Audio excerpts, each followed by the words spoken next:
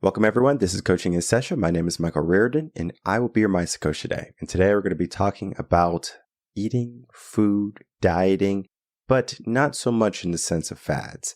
We're going to be having on a integrative health coach and registered dietitian. She's going to be helping us understand the difference between the foods that we're eating, what we can do to give ourselves better eating habits, and then to get into the relationship with food that we all desire. I know some people, they just unconsciously, they just consume, they just say, you know what, I'm just going to have a cheeseburger, I'm just going to have a hamburger. And it could be just your typical habit. Maybe you get off work and it's a ritual for you to stop at McDonald's. Okay, cool. But what if you didn't do that anymore? What if you said, I am going to eat healthier, I'm going to meal prep, I'm going to do everything that I need to do in order to give myself the energy, the fuel that I need for me to get to the goals that I want. It can be as simple as, all right, this is what you do and you do it. But for most people, they're going to have an obstacle. And most of the time, the obstacle is themselves. You have bad habits, you're making poor decisions. And it's not that you're a bad person. It's just that this is what your mindset is telling you. This is what your mindset is used to. And if you know anything about the body, if you know anything about the mind, it loves comfort. And what is comfortable? Typically, what's comfortable is the normal. Whatever you do typically on a day-to-day basis is comfortable because your brain already knows this is going to be the result. This is going to be the feeling I get. When I eat a cheeseburger, it tastes good. I feel good. Comfort. However, if you eat a vegetable, you're like, whatever. I don't get the same feeling as I did with the cheeseburger. We are not looking at that initial feeling. We're looking at the feeling that we get after we eat the broccoli, or after we eat the salad, or after we eat a strong meal for dinner versus a whole pizza for dinner. Yes, the pizza tastes good. But what it does to you the next day, does it give you the energy to wake up full of energy? Or are you going to be snooze button? For some people, the snooze button is their go-to. And it's not always because it's the habit of the snooze button, but because they don't have the energy. So when they wake up, they don't feel well rested. Food can be the problem. Yes, you can have a bad mattress. That could be a problem. There could be a whole slew of problems. But today we begin with food with my guest, Maura Rodgers.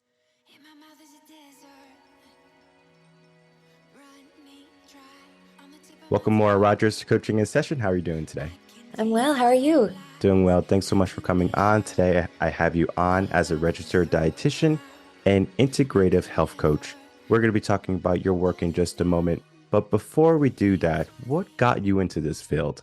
I have loved food forever. I mean, since I started eating, and food was such an important part of my upbringing. My parents would cook fresh, healthy food for us every single day. And I never realized how much of a gift that was until I got older and I realized that maybe wasn't the case for a lot of people. And food takes on a lot of different meanings and roles, and it's complicated. And I think it's contributed to individuals having a poor relationship with their eating, having health issues that they don't feel great with. I just want people to enjoy and celebrate food in the way that I love it, but do it with more intention so they know how it's affecting them and how they can use it to work for their goals and their future. At what age should a person start to look at food for what it truly is rather than what they make it to be, if that makes any sense? Yeah, I mean, I think as early as possible is better. I mean, I have a 2-year-old right now and an 8-month-old, and I'm already trying to start the conversation around the value of food and how beautiful the colors are and how all of those different pigments represent different antioxidants and how they do different things to the body. And I don't know how much my 2-year-old totally understands, but I also encourage him to think about when he's hungry, how hungry is he and what does his belly tell him? I think if parents can instill that and even teachers instill that as early as possible, it just, I really think helps kids grow into adults having this level of appreciation and understanding that food can definitely taste good. And I think it should taste good fundamentally, but there's all this power behind food that can really transform your life. I think as early as possible is best. And it is up to the parents, essentially, to really get their children on track to eat healthy foods. If you are someone who, goes to KFC, you get a bucket of fried chicken, you get some coleslaw, some mashed potatoes, and then your kids are going to develop that habit too. And maybe you're missing some of the essential things, the vegetables, the fruits. And until maybe they get older in life, they don't necessarily have much say in that. So it is essential that parents or that adults, they learn about food, eating healthier today. So if they do have children, they can start to implement that when they're young, and then it becomes basically a habit or a lifestyle. But today, most adults are just not educated enough when it comes to what foods that they should be eating.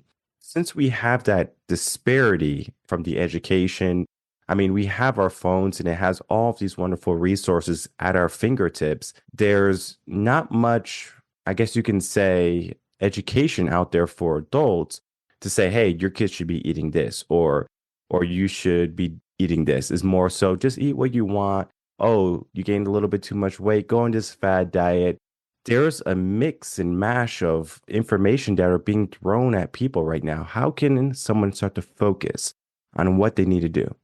That's a great question, and it's a very complicated one. I think it's very easy to look at somebody who might be making those food choices and make some assumptions, but there's so many variables that influence what we eat and why we eat. And you mentioned basically that nutrition fundamental knowledge. There isn't a point in time where adults or kids really learn the basics, and I think that's somebody's right. I mean, we eat every day for the rest of our life. And most of us don't really know how it's impacting us and the role that it's playing. And that knowledge is powerful. And it's not to say that we shouldn't enjoy fried chicken and coleslaw. I mean, I love all the things that everybody else does. And I think there's a time and a place for that. But not only do we not have a good base understanding or knowledge, but I also think that there's an accessibility problem where if you have 10 fast food chains in your neighborhood for every one grocery store, then you're kind of outnumbered and you can get a lot more bang for your buck when you get a bucket of fried chicken. I think there's an element of accessibility. I think affordability. I also think that food takes on other meanings, as I mentioned earlier, as far as comfort and managing stress and feeling connected to home. Food isn't just about nourishment. It brings us joy and it's pleasurable and it triggers this dopamine cycle as soon as we consume these certain foods, and it drives us to want more and more. So it's not only just, I think willpower and self-control is like a very small part of it. I think it's also your biology that can be working against you the more you're leaning into those kinds of foods. You just crave them and want them more. I think a very simple place to start would be taking advantage of, like you said, any free resources you can get your hands on. YouTube videos on what to eat and why, and just the basics of macronutrients, the basics of micronutrients, and how to do a little bit of preparation as far as cooking a little bit more. I know cooking can be overwhelming and not everybody's favorite thing, but there's thousands of 15-minute recipes that are so delicious, that are so easy, like a stir fry where you can get, an amazing sauce, some great protein, tofu, chicken, beef, and wonderfully delicious vegetables, and throw that together in 10 minutes. I think it's simplifying it. Getting some of that nutrition knowledge under your belt. Next step, moving on to a couple quick, simple recipes that you can master. Don't overwhelm yourself with making a new meal every single day. Just getting a couple that you feel comfortable with and building on that. And then also figuring out if eating food for non-nourishment reasons, if you do feel stressed, if you do feel overwhelmed, if you are leaning into comfort foods at night, if you're binging, overeating, mindless eating, emotional eating, being able to separate that and find more effective ways of managing those things, I think is also a really powerful place to start. And that is a good place to start. But the issue is the obstacle, right? The obstacle to watch the video, the obstacle to get the groceries, the obstacle to cook, to get in the kitchen, to start the habit. And it is maybe the best thing they can do for themselves. I'm a huge advocate of meal prepping, of cooking at home. Fast food, in my opinion, it just slows you down, right? It just slows you down and makes you sluggish. It makes you lethargic. And this is where we are. We have low energy, we have low drive, and it's because of the foods we eat is one problem. But that doesn't have to be a big issue. we can start to implement better routines, better systems. And that's what we're going to be talking about today. If I was someone who was interested in getting my diet back, getting my mind focused on nutrition, and I'm coming in to speak with you on a 20-minute call or something, what's some of the first things that we're going to be talking about so the audience can maybe get an understanding of, okay, now I know what I'm going to expect when I call?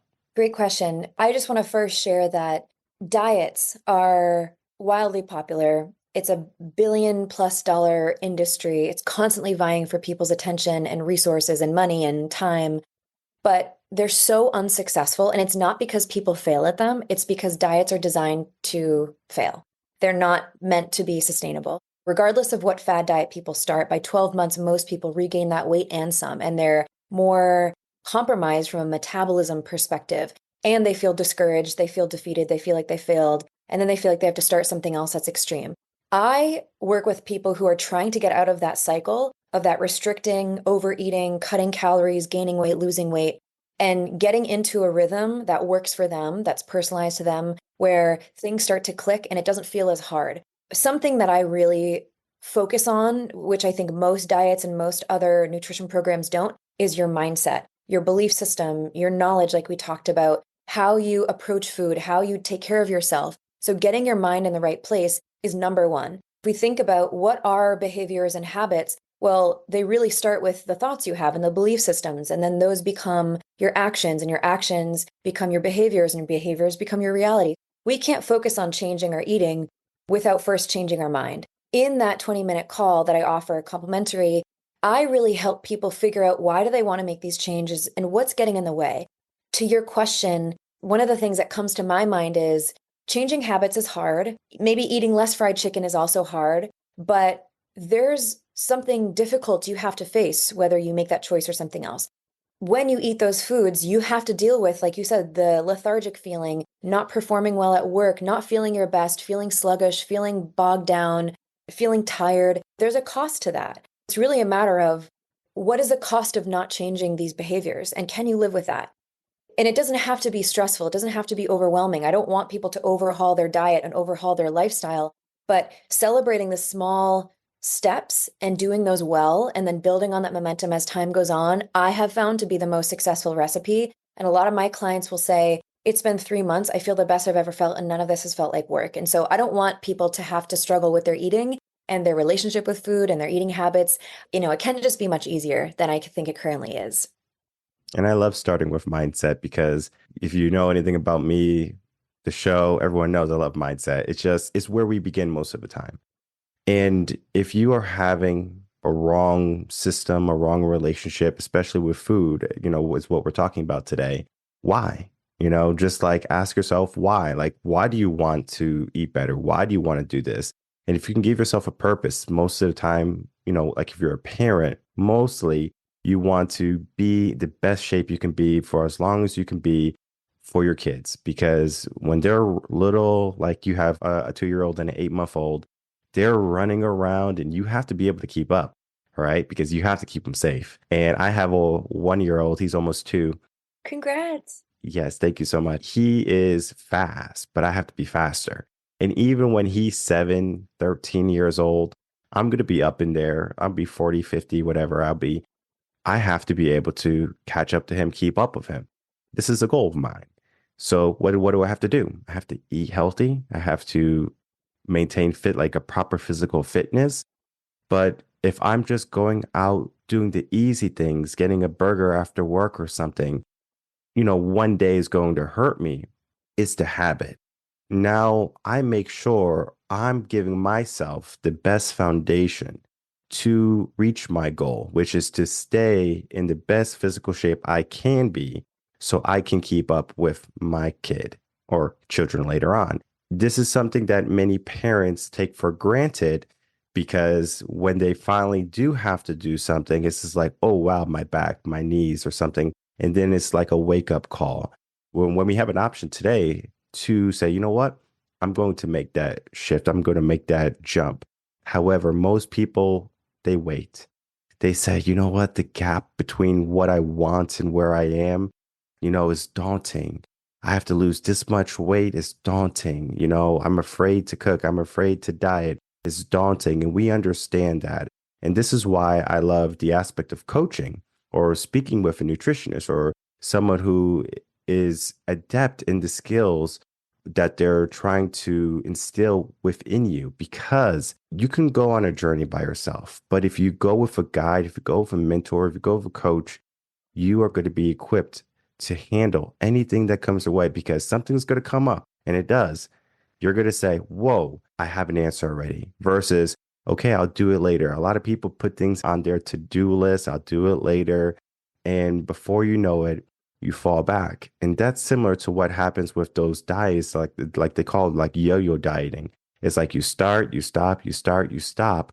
But we do have to give ourselves the purpose for what we do. And once you have that purpose, the mindset, then we can start to implement the process.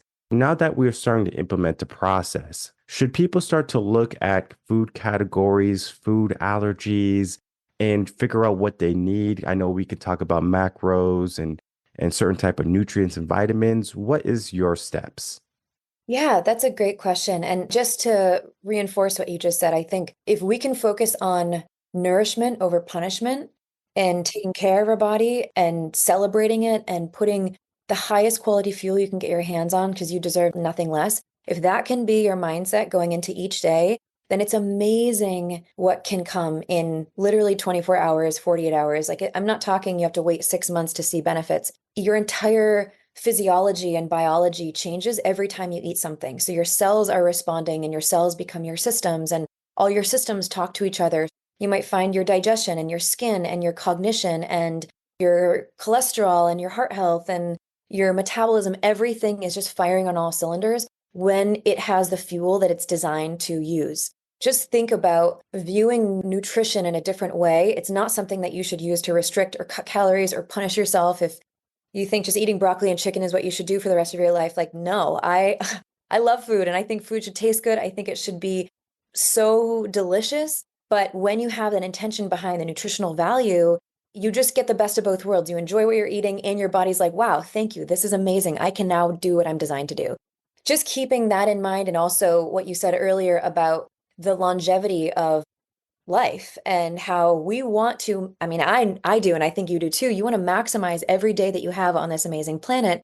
And I see this all the time in my practice. People get biologically healthier as they get, chronologically older. There are people who are in their 40s, 50s, 60s who are feeling the best they've ever felt without dieting. And I know that sounds so gimmicky and cliched, but it's just what happens when you start to eat and live in alignment with what the goals that you have for yourself, like when all those things really feel on track.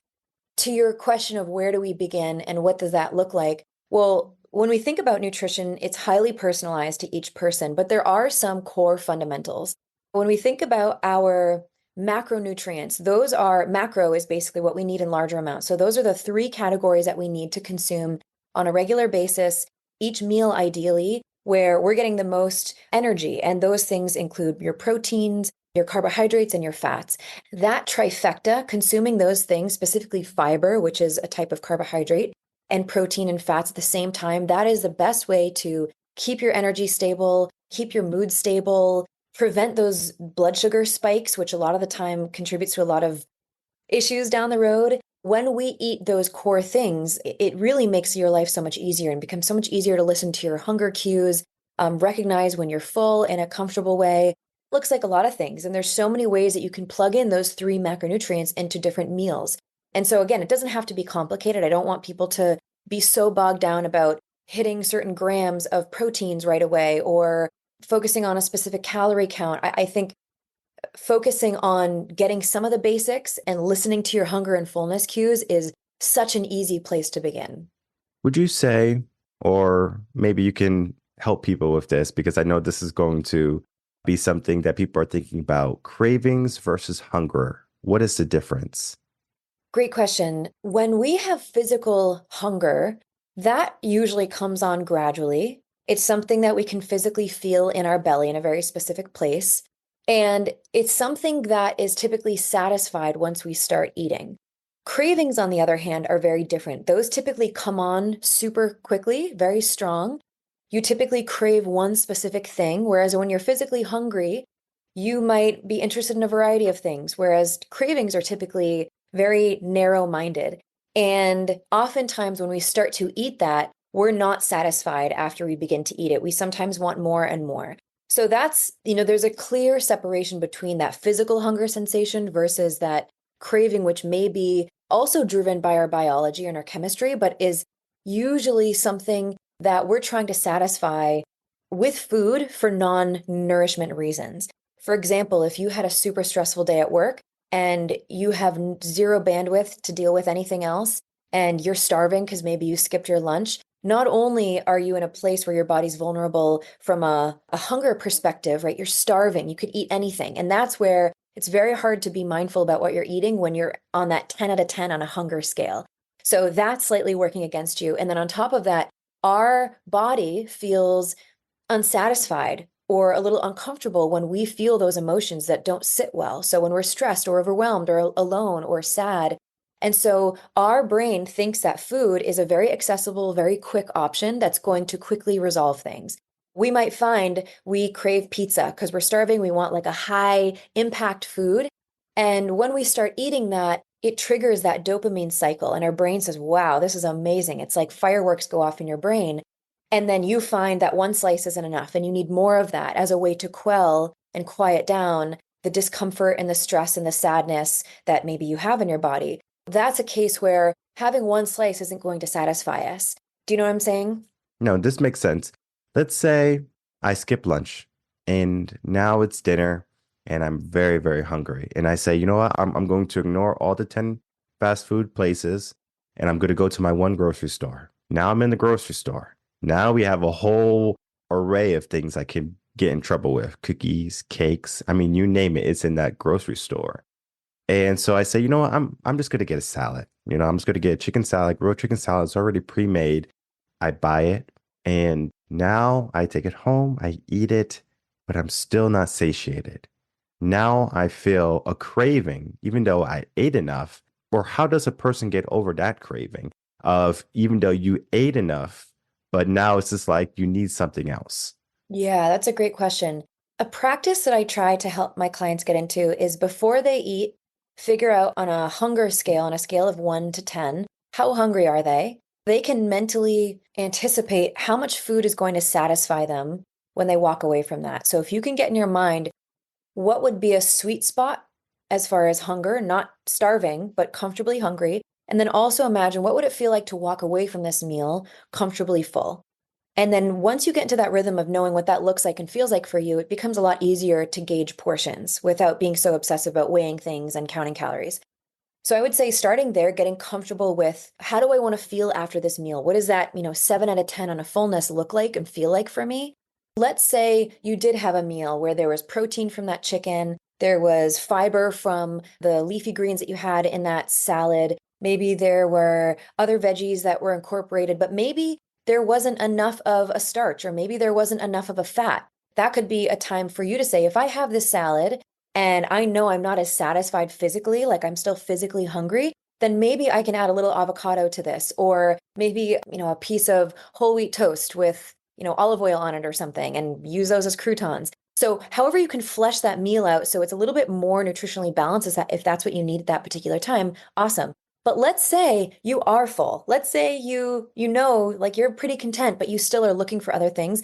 That's a perfect time for you to ask yourself, what am I hoping to get out of food? I know it's not nutrition. I know it's something else. So if you can identify before you make that decision to eat something, what is that something else? What is the goal? What is the feeling that I want from this? And what am I trying to resolve? That is fantastic. Once you have that information, you can say, oh, I actually want to feel relaxed. Usually, I like to sit down on the couch and watch TV as I'm eating something. And that's just a ritual, and that represents feeling like I have time for myself, or it's a way for me to recharge. So maybe that food is more about a ritual than it is about nutrition. So if you can find a way of shaking up that ritual or the goal that you want or the feeling that you want and not use food as much to lean on, then you find something else to replace that feels just as good, maybe if not better.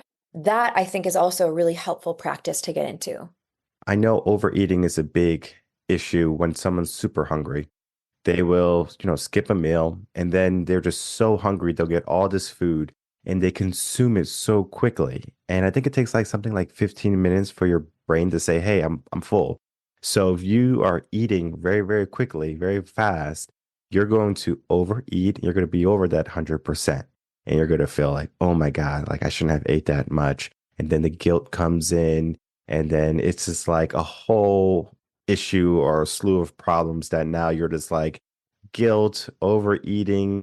What's the point now? Well, the point is we learned that day, right? Okay, maybe I should eat a little bit slower. Maybe I should not go for that cake too and my salad because I know sometimes people do what I call yin and yang eating, the good and the bad. Well, I had a salad, so that means I can have ice cream. So they have the good and they say they can have the bad because it's balanced. But sometimes our body doesn't need that ice cream or that cake or those cookies because they don't really bring us much nutritional prosperity, is what I'm going to call it. Because if we just have those cookies, which we have the sugars and the carbs and the fats, maybe 1 gram of protein, not necessarily balanced. Maybe if you're like a runner or something, you might need that extra carbs and stuff like that. So you can afford a cookie. But to be honest, I believe those runners are going to opt for a better carb. And it's just because they know what works for the body, and different foods work different for different bodies. What is your process to help people find the foods that work for them? There's a lot of awareness and mindfulness that we really inject into each food decision. So I have people track not only how they're feeling and their hunger level, but how satisfied they were after a meal. And we track their energy and how well they're sleeping. And it becomes very easy to understand and parse through what's adding value and what's not adding value as much. One thing that I have actually found to be really successful is and this is part of the mindset work, is changing the language we use around food choices. Oftentimes, we know there's certain foods that are nutritionally valuable and nutritionally poor, right? Like the cookie, for example. But I do realize and recognize that the more we label those foods as good and bad, the more we stay stuck in that pattern of rewarding good eating with foods that are more pleasurable. And so I like to focus on how can we get as much nutritional value in your body as possible, majority of the time. Let your body do the work, let your body operate better, and then find ways of still enjoying the things that might not be nutritious, but doing it in a way where you're super intentional about it. You're not looking to have a emotional response from that food or expecting that food's going to solve some distress within you. If we know that we're eating food and eating that cookie because you are sitting down, you're enjoying it, you're really intentional about savoring every single bite, you're not rushing through it, there's no guilt or shame attached to it, it's just a cookie, then it helps you create a much healthier relationship with a lot of those foods in that particular category. So you become a lot savvier about saying, you know what?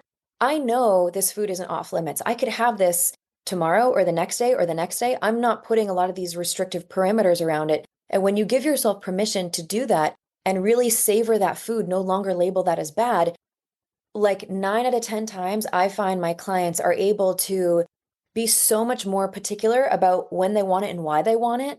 And they become the bosses of that food decision. They no longer feel like that food has a grip on them or the food is driving their decision making or they feel out of control around food. It's sort of a method of finding nutritious, yummy food that work for people, whether they like to cook or not, it doesn't really matter.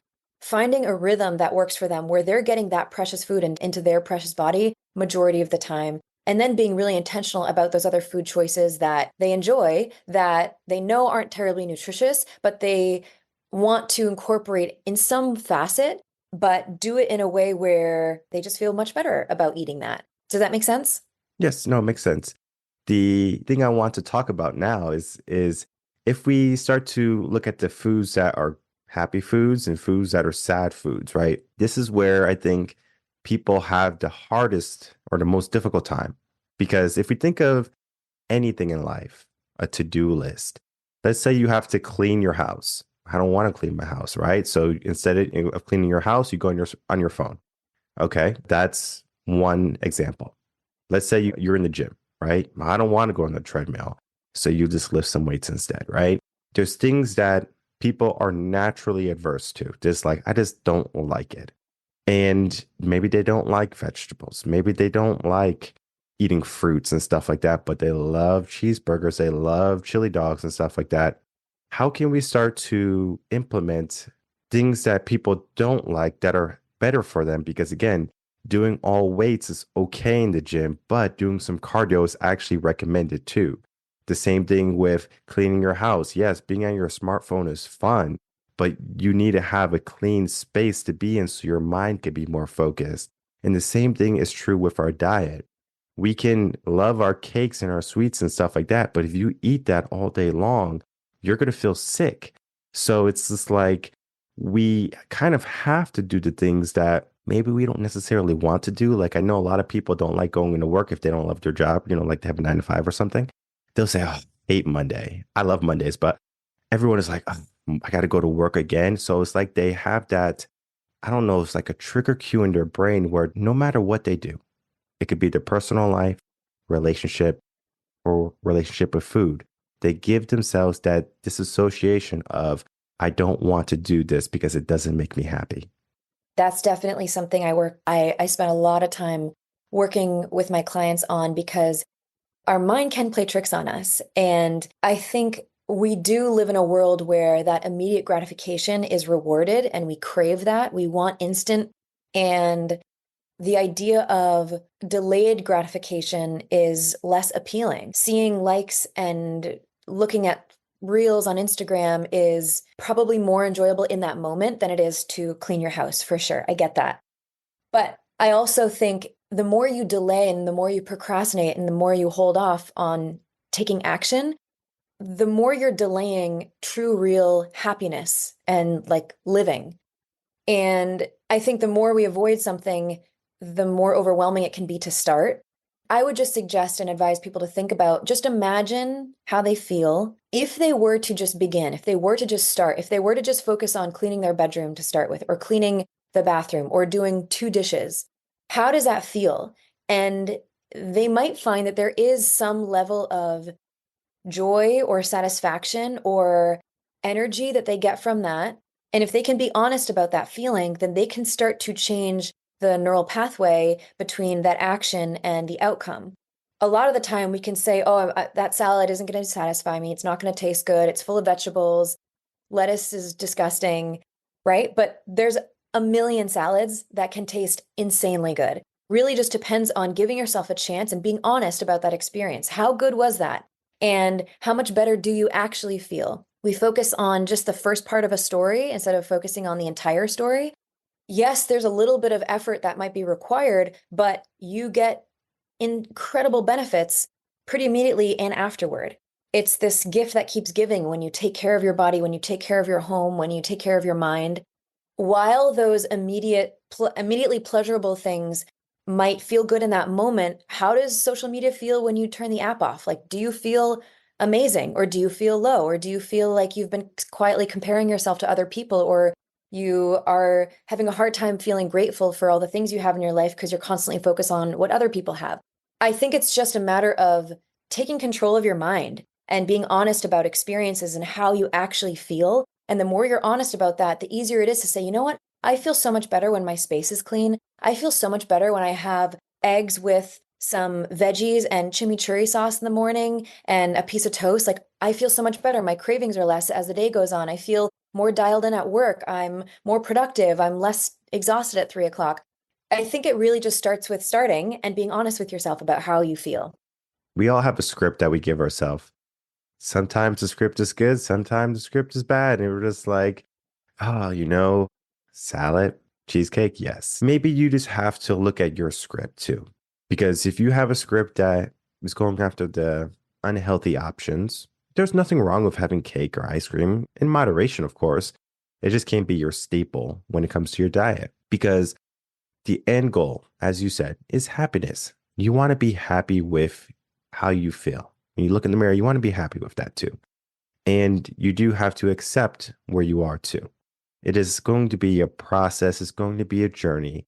It's not going to be a magic pill. It's not a surgery, it's you doing the work.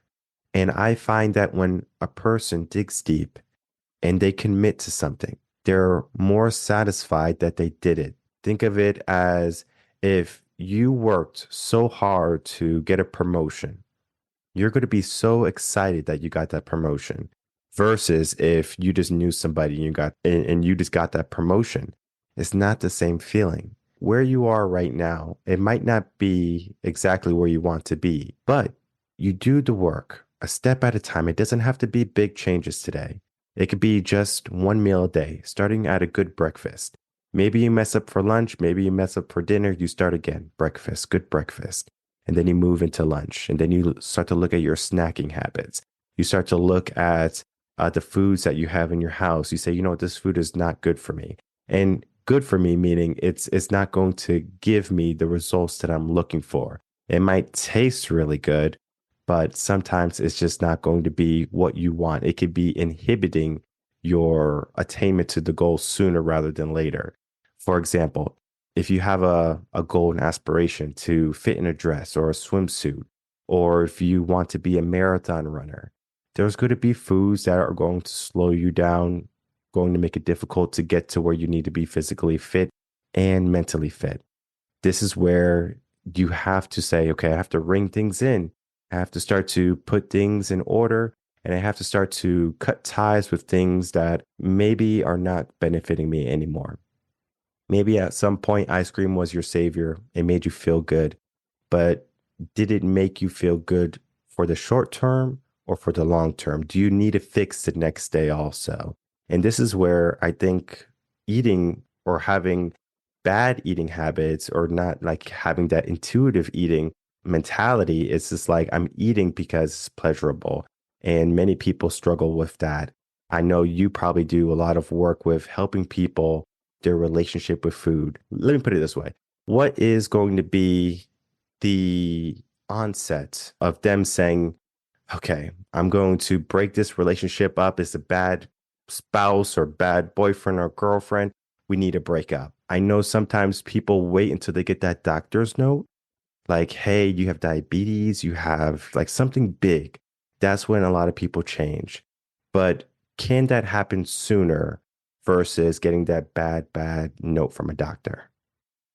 Yeah, and I think when that happens, there's so much stress around that, and it becomes this frenzied experience where you feel like I have to change tomorrow or yesterday.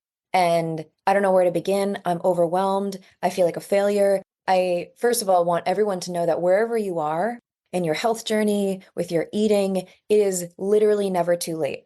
And like I said before, you can modify and change your body like bite to bite, meal to meal within 24 hours, 48 hours.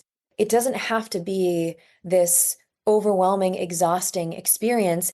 And I think your body is so beautiful and so powerful and so important that we don't want to wait for it to get stuck or start to deteriorate. That if we can catch it even sooner and focus on what we can do to feel more energized, to feel more empowered, to feel more confident, to carry on each day with more energy and own that. And like that's something that you are doing for yourself. And then that ripple effect is massive. How it affects your kids, how it affects your relationships, how it affects your psyche, your ability to get through your bucket list. That's powerful. The way that I see it is we just have to keep celebrating every day and every moment of every day. So even if you made a choice that didn't feel great, how can you troubleshoot that without judgment, without guilt, without shame? Just like use your critical lens and say, huh, what went into this? What happened there? How can I course correct for next time or my next bite? And what can I do a little bit more intentionally next time? Taking some of the sting out of it and that critical internal dialogue is also going to help you move mountains faster. What I often say is criticism is rarely the catalyst that contributes to the kind of change that I think people are really looking for, like that self-critical conversation. Instead, if we can shift that to, wow, I know I'm working hard. I'm focusing on all these things. Some things are feeling really difficult right now. What's getting in the way of that? How can I modify that? And just focus on being curious instead of critical. I think those things are really important puzzle pieces in creating that kind of success that I think people are craving. I love that. Curious instead of critical. Words of wisdom. As we begin to wrap up, I would love to get some final words that you can leave the audience with, and then please tell everyone where they can find you. Thank you so much for listening. And like I said, you can tell I'm very passionate about this. I love food and I love when people feel well, period. I mean, I really want people to step away from feeling like they have to punish their body, to restrict their eating, to keep themselves down. I want people to love the body that they're in, love the evolution, love the nutrition that they're eating, and have it really make sense for them. I think when that comes from within, instead of people feeling like they have to adhere to these external rigid rules, that's when the magic happens, is when it makes sense for you and you're realizing, wow, I can trust myself again. I believe that I can do this a lot more capable than I gave myself credit for. And the choices that you continue to make just start to work for you. The goal isn't for it to feel overwhelming or stressful or like a full-time job. I want it to be effortless and sustainable and do it in a way where it's enjoyable and you're just getting more and more out of your life and more out of your body and more out of the things that matter to you in life. I'm also very active on Instagram. You can find me at maura.wellness. I'm always giving lots of tips and support and recipes. You can find me there. And I also have a 3-month program that I'm so excited about. I launched it toward the end of last year and the results that people are getting are really exciting. So it's a mix of one-on-one coaching with me with educational trainings, and it's all about the mind, body, and nutrition and really pulling those things together. Yeah, if you're interested, I would love to support you. Perfect. And I will make it easy for everyone. All the links are going to be in the description box below. I'll also touch base with you to make sure I get that link for the 3-month program so people can easily just click it, sign up. They're good to go. Because the relationship that they have with food is going to be the driver for if they are going to get the body that they want, to get the lifestyle that they want. Everything is going to stem from a small change in nutrition, because you have to have the energy to get up. You have to have the energy to push yourself to do the things that you need to do. For example, if you're an entrepreneur, yeah, you can wake up in the morning and say, I have no energy. Let me just waste the day away. Or you can say, I'm waking up. I know what to do. I have the energy because I ate good yesterday. Let me tackle the day. And that is what we need. We need to be able to fight each day with 100%. Now, some days we might be 90%, maybe 70%, but we learn. Why are we at that 70%? Let's look at how we can be 100% the next day. What's missing? Did I drink enough water? Did I eat enough foods? Did I drink too much soda? Did I get enough sleep? There are so many factors that comes into our health, but we do have to do the first thing. We have to pay attention. And many people are just not paying attention. They just kind of consume. We are consumers. And, at heart, we just consume naturally. But we do have to look at what we are bringing in. And the moment you start to look at what you're bringing into your body, then you can start to see what you're creating also. And if you're not creating happiness, if you're not creating joy and curiosity, the good curiosity, then I think Maura is going to be that person to help drive you in that right direction, because this is what we need. We need to have a healthy body, a healthy mind, and then we can start to get that happy life that we all want. I want to thank you so much, Maura, for coming on, spending some time with us, and talking about your work. All right, everyone. Thank you so much for watching that interview with Maura Rodgers and myself. As you can see, she is dedicated to her field and her craft. She is a person that is going to be helping people with their eating habits, with their food selections and food choices. It might not seem like a big deal if you eat bad once in a while and then you eat good, and then you eat bad once in a while and you eat good. But we're having that yo-yo effect, right? Versus you can give yourself something that becomes your new normal, as I was saying early on in the episode. We can give ourselves meals that we love, truly love. And I mean, to be honest, people who think eating healthy is hard, they just haven't found the meals that they love. Think of it as you don't know what type of pizza you like until you try different types of pizzas. For example, maybe you just always get cheese. You say, I love cheese pizza. But then maybe one day you try pepperoni pizza. Then now all of a sudden you love pepperoni pizza. Maybe you try a pineapple pizza, right? Pineapple doesn't belong on pizza, but some people believe it does. And that is what you love. You love pineapple pizza. And then you say, okay, I love barbecue chicken pizza. Oh my God, there's so many pizzas. I love them all. But your cheese pizza, maybe you never go back to it. As you can see, you started to evolve because you started to learn that there was different types of pizzas that you could love. In a sense, our mind can love different types of foods too, different types of meals. I love breakfast food. All right. I can have breakfast food for breakfast, lunch, and dinner. I don't necessarily have to have a different type of meal for dinner. It could be breakfast food. It could be eggs, toast, bacon, or whatever.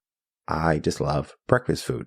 So I use that to my advantage. If I say, I'm feeling hungry, and instead of me saying, okay, let me go out get something fast, I'll make me, some scrambled eggs or something, mostly with egg whites. I found what works best for me. I'm not saying that you love breakfast, but maybe you do. Maybe you love a certain type of meal. Maybe you love eating at a certain time. Maybe you eat lunch, you feel 100% better. If you eat dinner, you feel really good, right? Typically, how some places in the world, what they do is they have like a really big breakfast, moderate lunch, and then a smaller dinner. Sometimes people do the opposite. They have a small breakfast, a moderate lunch, and a really, really big dinner. Typically, we don't have anything to do at the end of the day. And the body's so smart and it's like, we're just going to store it for later use. Okay, cool. But now we might be packing on the pounds. There's more to eating than just finding the right foods. We have talked about it on the podcast. Many coaches have come on, dietitians have come on, fitness trainers, nutritionists have come on, and we have spoken about different aspects to the foods that we eat, when we should be eating them, etc., etc. That is so much knowledge, right? This is so much to do. It can be daunting.